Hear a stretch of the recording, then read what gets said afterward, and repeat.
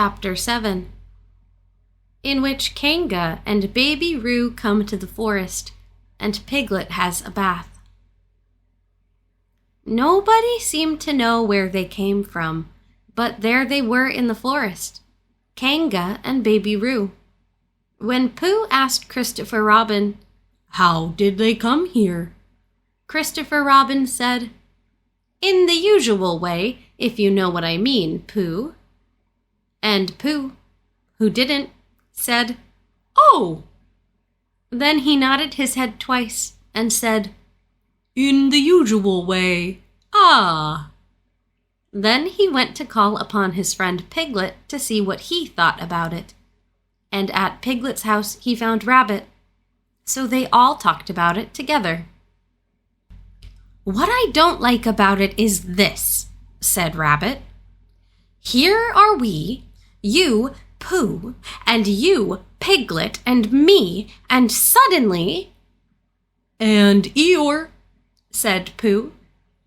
"And Eeyore, and then suddenly—" "And Owl," said Pooh. "And Owl, and then all of a sudden—" "Oh, and Eeyore," said Pooh. "I was forgetting him." "Here we are," said Rabbit very slowly and carefully. "All of us. And then, suddenly, we wake up one morning and what do we find? We find a strange animal among us. An animal of whom we have never even heard of before. An animal who carries her family about with her in her pocket. Suppose I carried my family about with me in my pocket. How many pockets should I want?" 16, said Piglet. 17, isn't it? Said Rabbit. And one more for a handkerchief. That's 18. 18 pockets in one suit. I haven't time. There was a long and thoughtful silence. And then Pooh, who had been frowning very hard for some minutes, said, "I make it 15. "What?" said Rabbit. 15. 15 what? "Your family." "What about them?" Pooh rubbed his nose and said that he thought Rabbit had been talking about his family. "Did I?" said Rabbit carelessly. "Yes, you said—" "Never mind, Pooh," said Piglet impatiently. "The question is, what are we to do about Kanga?" "Oh, I see," said Pooh. "The best way," said Rabbit, "would be this. The best way would be to steal Baby Roo and hide him. And when Kanga says, 'Where's Baby Roo?' we say, 'Aha!'" "Aha!" said Pooh, practicing. "Aha! Aha! Of course," he went on. "We could say aha even if we hadn't stolen Baby Roo." "Pooh," said Rabbit kindly, "you haven't any brain." "I know," said Pooh humbly. "We say aha so that Kanga knows that we know where Baby Roo is. Aha means we'll tell you where Baby Roo is if you promise to go away from the forest and never come back. Now don't talk while I think." Pooh went into a corner and tried saying aha in that sort of voice. Sometimes it seemed to him that it did mean what Rabbit said, and sometimes it seemed to him that it didn't. "I suppose it's just practice," he thought. "I wonder if Kanga will have to practice too, so as to understand it." "There's just one thing," said Piglet, fidgeting a bit. "I was talking to Christopher Robin, and he said that a Kanga was generally regarded as one of the fiercer animals. I am not frightened of fierce animals in the ordinary way, but it is well known that, If one of the fiercer animals is deprived of its young, it becomes as fierce as two of the fiercer animals. In which case, aha is perhaps a foolish thing to say." "Piglet," said Rabbit, taking out a pencil and licking the end of it, "you haven't any pluck." "It is hard to be brave," said Piglet, sniffing slightly, "when you're only a very small animal."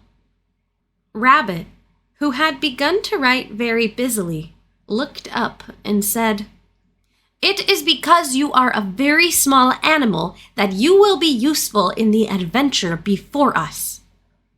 Piglet was so excited at the idea of being useful that he forgot to be frightened anymore. And when Rabbit went on to say that kangas were only fierce during the winter months, being at other times of an affectionate disposition, he could hardly sit still. He was so eager to begin being useful at once. "What about me?" said Pooh sadly. "I suppose I shouldn't be useful?" "Never mind, Pooh," said Piglet comfortingly. "Another time, perhaps." "Without Pooh," said Rabbit solemnly as he sharpened his pencil, "the adventure would be impossible." "Oh," said Piglet, and tried not to look disappointed. But Pooh went into a corner of the room and said proudly to himself, "Impossible without me. That sort of bear." "Now listen, all of you," said Rabbit when he had finished writing, and Pooh and Piglet sat listening very eagerly with their mouths open. This was what Rabbit read aloud. "Plan to capture Baby Roo. 1. General remarks. Kanga runs faster than any of us, even me. 2. More general remarks. Kanga never takes her eye off Baby Roo, except when he's safely buttoned up in her pocket. 3. Therefore, if we are to capture Baby Roo, we must get a long start, because Kanga runs faster than any of us, even me. C1. 4. A thought. If Roo had jumped out of Kanga's pocket and Piglet had jumped in, Kanga wouldn't know the difference, because Piglet is a very small animal. 5. Like Roo. 6. But Kanga would have to be looking the other way first, so as not to see Piglet jumping in. 7. C2. 8. Another thought. But if Pooh was talking to her very excitedly, she might look the other way for a moment. 9. And then I could run away with Roo. 10. Quickly. 11. And Kanga wouldn't discover the difference until afterwards. Well, Rabbit read this out proudly, and for a little while after he had read it, nobody said anything. And then Piglet, who had been opening and shutting his mouth without making any noise, managed to say very huskily, And afterwards?" "How do you mean?" "When Kanga does discover the difference?" "Then we all say, aha." "All three of us?" "Yes." "Oh." "Why? What's the trouble, Piglet?" "Nothing," said Piglet. "As long as we all three say it. As long as we all three say it," said Piglet. "I don't mind," he said. "But I shouldn't care to say aha by myself. It wouldn't sound nearly so well. By the way," he said, "are you quite sure what you said about the winter months?" "The winter months?" "Yes, only being fierce in the winter months." "Oh, yes, that's all right. Well, Pooh, you see what you have to do?" "No," said Pooh Bear. "Not yet," he said. "What do I do?" "Well, you just have to talk very hard to Kanga, so as she doesn't notice anything. Oh, what about? Anything you like. You mean like telling her a little bit of poetry or something? That's it, said Rabbit. Splendid. Now come along. So they all went out to look for Kanga. Kanga and Roo were spending a quiet afternoon in a sandy part of the forest. Baby Roo was practicing very small jumps in the sand and falling down mouse holes and climbing out of them, and Kanga was fidgeting about and saying, "Just one more jump, dear, and then we must go home." And at that moment, who should come stumping up the hill but Pooh. Good afternoon, Kanga. Good afternoon, Pooh. Look at me jumping, squeaked Roo, and fell into another mouse hole. Hello, Roo, my little fellow. We were just going home, said Kanga. Good afternoon, Rabbit. Good afternoon, Piglet. Rabbit and Piglet, who had now come up from the other side of the hill, said good afternoon and hello, Roo, and Roo asked them to look at him jumping. So they stayed and looked. And Kanga looked too. Oh, Kanga, said Pooh, after Rabbit had winked at him twice. I don't know if you are interested in poetry at all. Hardly at all, said Kanga. Oh, said Pooh. Roo, dear, just one more jump, and then we must go home. There was a short silence while Roo fell down another mouse hole. Go on, said Rabbit in a loud whisper behind his paw. Talking of poetry, said Pooh, I made up a little piece as I was coming along. It went like this. Now, let me see. Fancy, said Kanga. Now, Roo, dear. You'll like this piece of poetry, said Rabbit. You'll love it, said Piglet. You must listen carefully, said Rabbit. So as not to miss any of it, said Piglet. Oh, yes, said Kanga, but she still looked at Baby Roo. How did it go, Pooh? Pooh gave a little cough and began. Lines written by a bear of very little brain. On Monday, when the sun is hot, I wonder to myself a lot, now is it true or is it not, that what is which and which is what? On Tuesday, when it hails and snows, that feeling on me grows and grows, that hardly anybody knows if those are these or these are those. On Wednesday, when the sky is blue and I have nothing else to do, I sometimes wonder if it's true that who is what and what is who.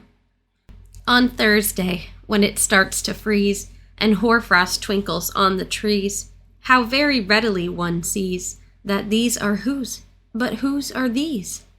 On Friday. Yes, it is, isn't it? Said Kanga, not waiting to hear what happened on Friday. Just one more jump, Roo, dear, and then we really must be going. Rabbit gave Pooh a hurrying up sort of nudge. Talking on poetry, said Pooh quickly. Have you ever noticed that tree right over there? Where? Said Kanga. Now, Roo. Right over there, said Pooh, pointing behind Kanga's back. No, said Kanga. Now jump in, Roo, dear, and we'll go home. You ought to look at that tree right over there, said Rabbit. Shall I lift you in, Roo? And he picked up Roo in his paws. I can see a bird in it from here, said Pooh. Or is it a fish? You ought to see that bird from here, said Rabbit. Unless it's a fish. It isn't a fish, it's a bird, said Piglet. So it is, said Rabbit. Is it a starling or a blackbird? Said Pooh. "That's the whole question," said Rabbit. "Is it a blackbird or a starling?" And then at last Kanga did turn her head to look, and the moment that her head was turned, Rabbit said in a loud voice, "In you go, Roo!"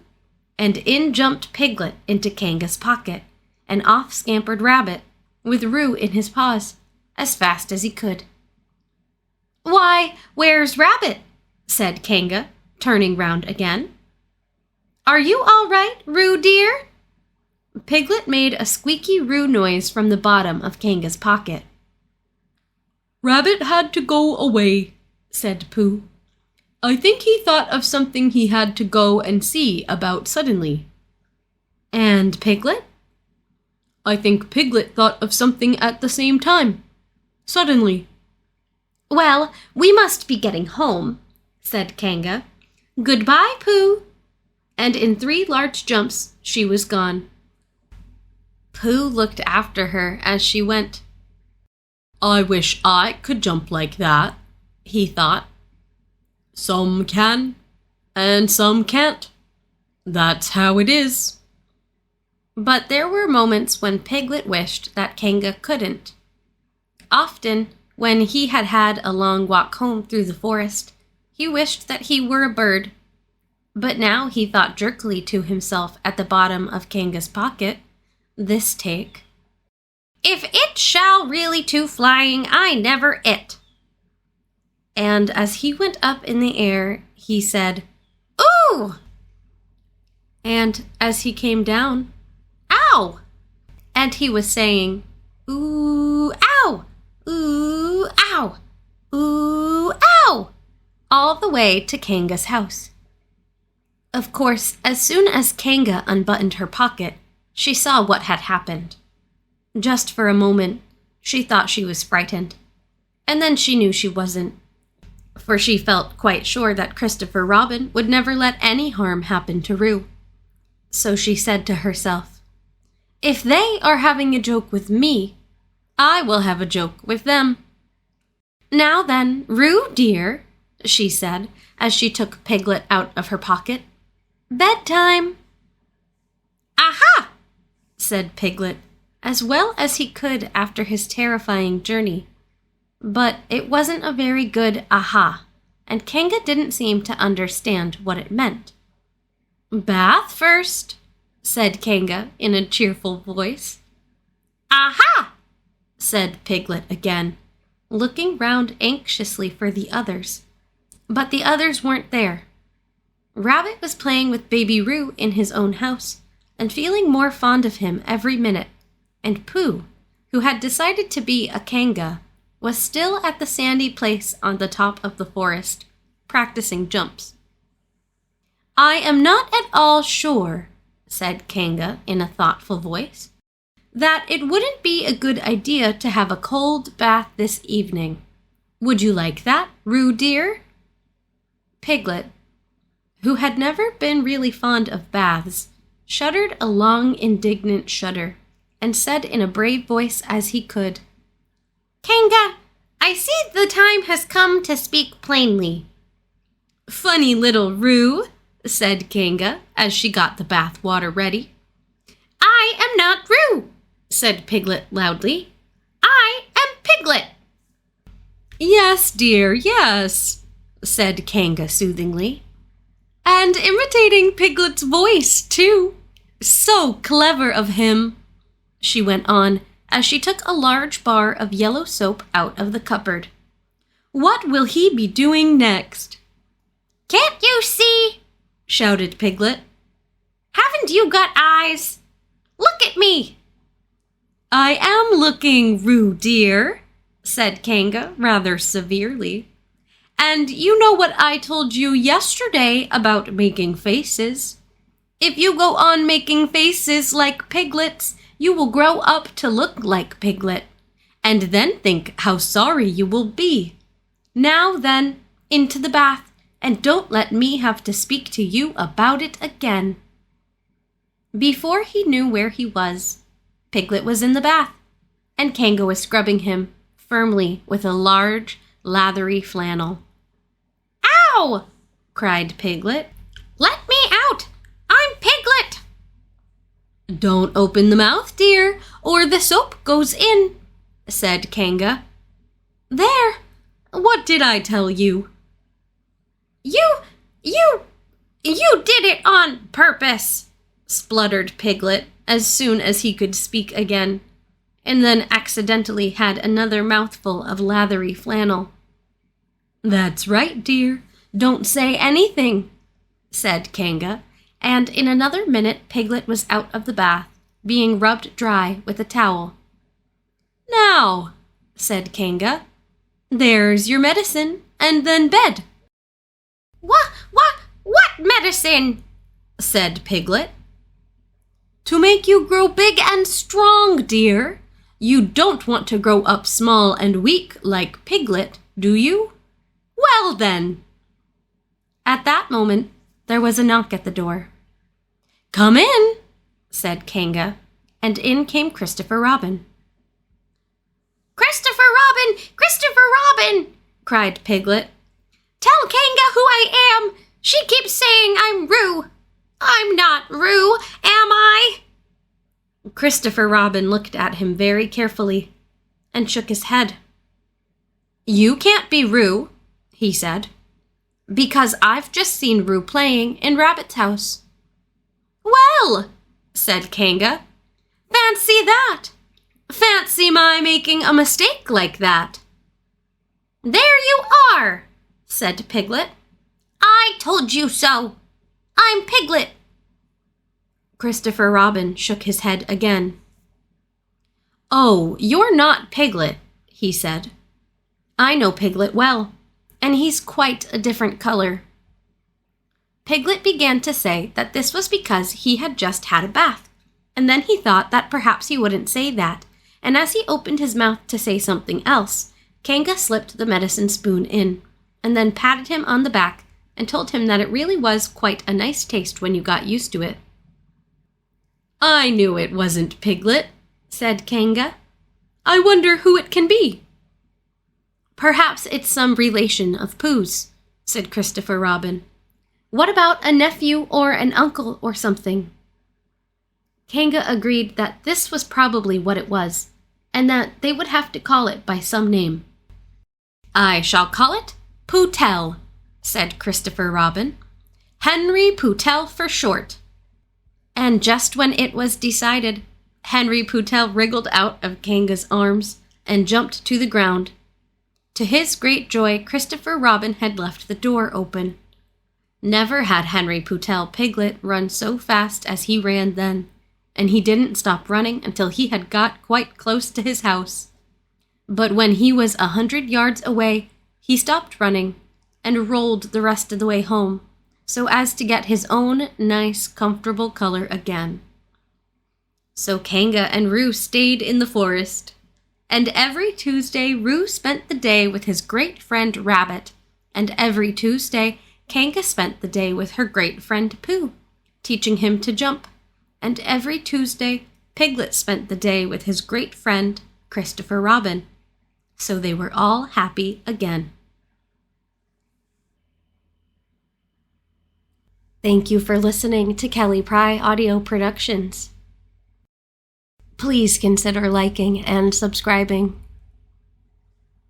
For all business inquiries, please email kpryaudio@gmail.com.